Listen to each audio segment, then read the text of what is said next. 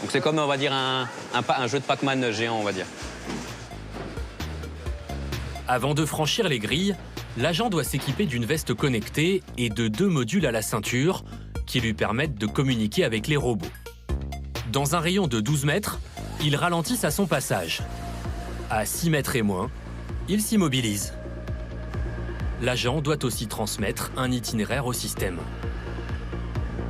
Si j'active ce chemin d'accès, tous les robots vont s'écarter du chemin.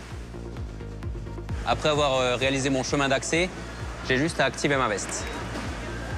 Et dès que la lumière apparaît vert fixe, je suis libre de circuler sur la zone robotique en toute sécurité. Une fois à l'intérieur, des étagères jaunes, à perte de vue, serrées les unes contre les autres.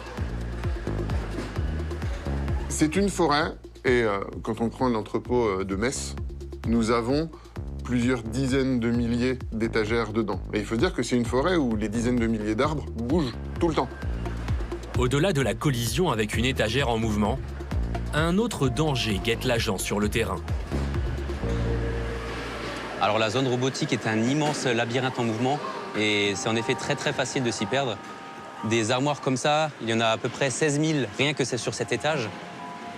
Et comme vous pouvez voir, toutes les allées se ressemblent.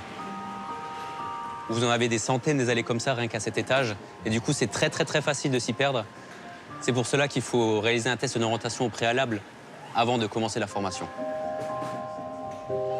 Pour se diriger, les robots, bien qu'autonomes, sont guidés sur des chemins très précis. Comme vous pouvez voir ici, au sol, nous avons des petits QR codes qu'on appelle des fiduciales.